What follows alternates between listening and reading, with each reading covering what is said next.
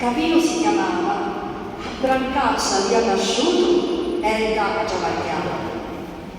Era un parrino e faceva pure un professore. E i vicini di Brancaccia ci insegnava chi sui veri valori. Pino, le cose storiche non li podia sopportare e si mise in testa, capo suo quartiere, qualche cosa sapeva fare. A tutti diceva che per rivoluzioni solo una era mia.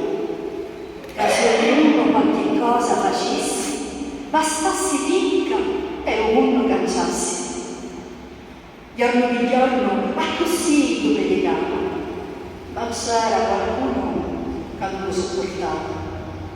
Padrino si sentisse, e fatti la sua casa si facesse. I padrini hanno a preare e dentro la chiesa a castare. Però lì, testa dura, che i coscienze volevano spigliare, faceva ricchi di mercanti e continuava a predicare. Ma un male assai insidioso, e un giorno si presentò, e come un fulmine maledetto, uscendo sereno per trovare. Mentre capimo alla sua casa tornava, disse a qualcuno che si avvicinava.